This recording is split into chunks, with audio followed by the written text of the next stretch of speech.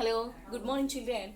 Today in this video I am going to explain class 7 geography chapter 5 water. Okay.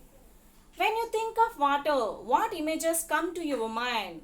You think of rivers, the waterfalls, the pitter patter of raindrops, water in your taps.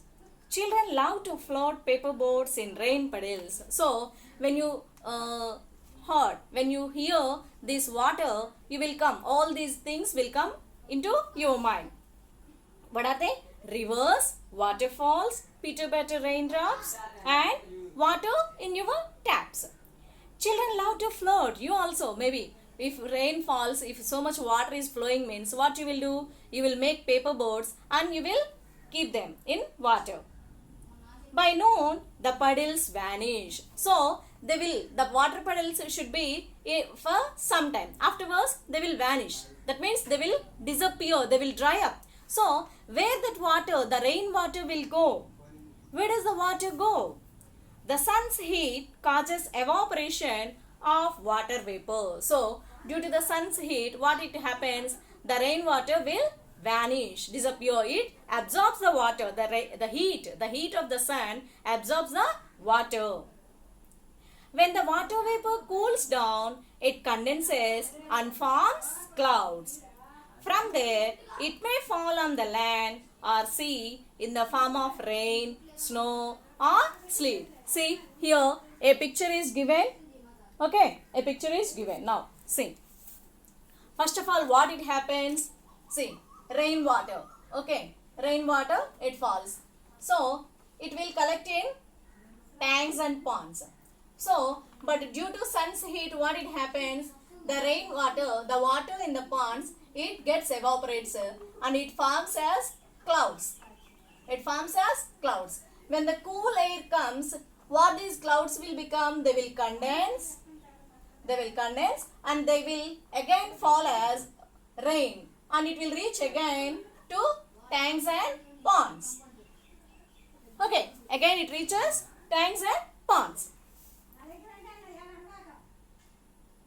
So, the process by which water continually changes its form and circulates between oceans, atmosphere and land is known as the water cycle. I will write the definition here.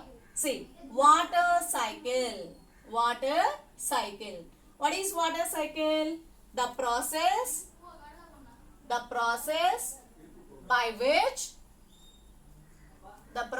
by which water continually changes. Water continually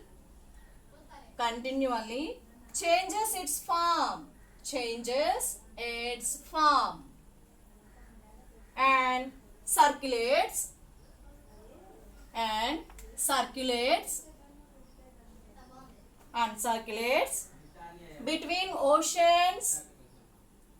between oceans, atmosphere and land. And land is known as the water cycle. So, one more time I will explain, children. See, what is water cycle? The process by which water continually changes its form. Okay, the process by which water continually changes its form and circulates between oceans, atmosphere and land. So, I already explained. So, the water in the tanks and ponds are supposed on seas and oceans. Seas and oceans also we can say. So, between oceans and afterwards, due to the sun's heat, what it becomes? It evaporates. If this is sun, due to sun's heat, what it happens? The water evaporates and forms as water vapor. So, after forms as water vapor and it condenses and forms as clouds. Okay, so that means the process by which water continually changes its form and circulates between oceans. Atmosphere means here air and clouds. And Okay, atmosphere and land, and again it reaches to land, these seas and oceans. So the process by which water continually changes its form and circulates between oceans, atmosphere and land is known as the water cycle.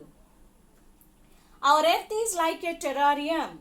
The same water that existed centuries ago still exists today. So the water which was collected centuries ago, that also exists today. The water used to irrigate a field in Haryana may have flowed down the Amazon River 100 years ago, because from here only, from oceans and ponds only, water is going up and it is getting evaporated and again condensing and forming as rain and reaching lands and oceans and seas. So maybe the rain fallen in Haryana, maybe that water flown in Amazon also, Amazon River 100 years ago. The major sources of fresh water are the rivers, ponds, springs and glaciers. So fresh water, you know already ocean water means it's a salty. But what are the fresh water sources? See, fresh water sources. Fresh water sources are rivers. See, they are rivers, ponds, springs and glaciers. So these are the fresh water sources. What are they? Rivers, ponds, springs and glaciers. The ocean bodies and the seas contain salty water. The ocean bodies and seas contain salty water. The water of the oceans is salty or saline as it contains large amount of dissolved salts. You know, the ocean water is very salty. If you go for beach or anywhere, if you go and swim, how that water is, that is very salty. Why that water ocean water is salty? Because it contains dissolved salts in a large quantity. That's why ocean water is salty. Most of the salt is sodium chloride or the common table salt that you eat. We also will take salt. Yes or not? So that is sodium chloride, that are otherwise that is common table salt. Distribution of water bodies. So how these water bodies are distributed on the earth's surface? Let's see. We all know that 3/4 of the earth's surface, on the earth's surface, 3/4 of the earth's surface is covered with water. That's why, you know, already in the previous classes we have learned that our earth is a blue planet. Why earth is a blue planet? Because 3/4 of the earth is covered with water bodies. 3/4 of the earth is covered with water bodies. Covered with water bodies. Okay, 3/4 of the earth is covered with water bodies. If there is more water than land on this earth, why do so many countries face water scarcity? Then, ma'am, you are saying 3/4 of the earth is covered with water bodies, but in some places, water scarcity, in some countries. Scarcity means lack, lessness. Lack of water. That means not enough water. Why? Then why this problem occurred? Not enough water. Why? Can you tell me, anyone? Okay, see.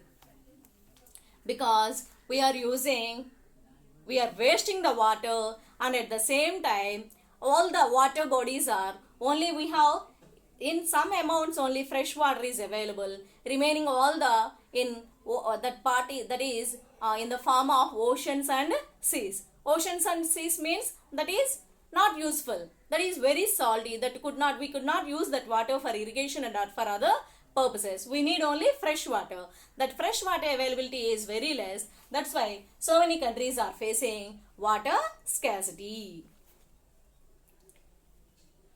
Is all the water on earth available to us? The following table gives the distribution of water in percentage. Here they have given one table. Okay, distribution of water. Let's see. I will write it. Okay. See, oceans, they are 97.3. So this water is saline water. That means salt water. Okay. Next, ice caps. In the form of ice caps is 2.0. Groundwater.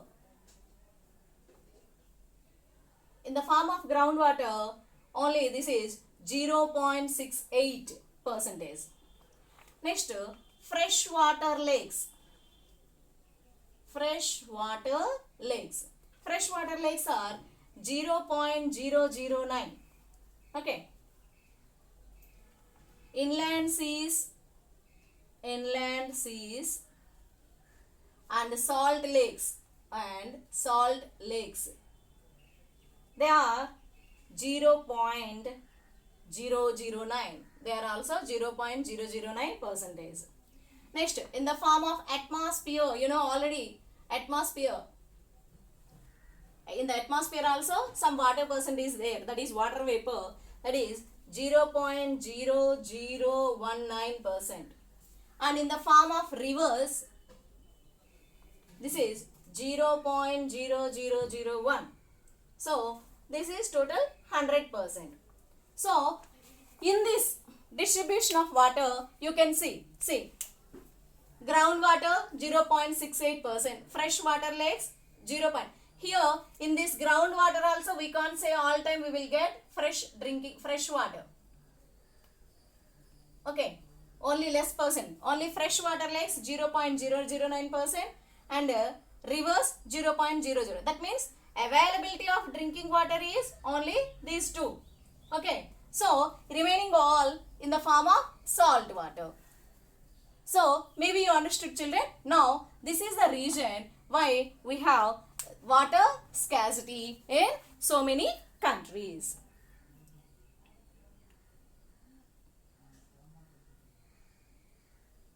Water. Here, do you know salinity is, you have learned salinity. Saline water, salinity.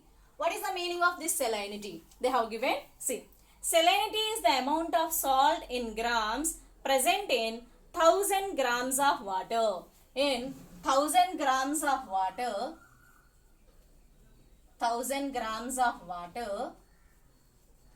what is the percentage of? The percentage of salt. The percentage of salt. The amount of salt present in 1000 grams of water is called the salinity of water. Okay, one more time. Salinity is the amount of salt in grams present in 1000 grams of water. The average salinity of the oceans is 35 parts per 1000. If in 1000 grams, if 35 grams of salt is there, means that is the salinity of that water. So average should be of 35 parts per 1000 grams. Only it should be 35 grams. Dead Sea in Israel has salinity of 45 parts per 1000. You know, in Israel there is a sea. What is that? It's a Dead Sea. Its salinity is 45 parts. Average one 35, but in Israel Dead Sea it's a 45 parts. Swimmers can float in it because the increased salt content makes it dense. If anybody wants to swim in this sea, means they will float on that water. No need of swimming. The water only pushes you up. Okay, because it's a salinity, because it contains 45 parts of salinity. That's why swimmers float on that water. Water is absolutely essential for survival.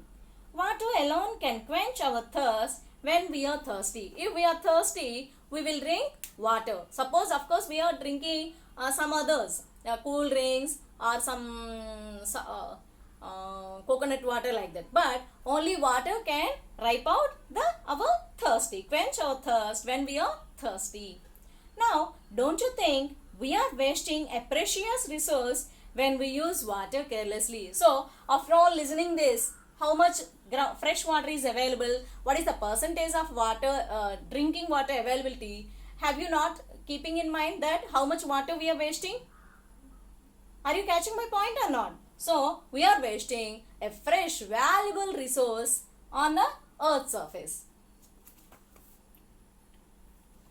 Next, ocean circulation. Ocean circulation. So, this ocean circulation I will explain in the next video. I hope till now you understood, children. Thank you. Have a nice day.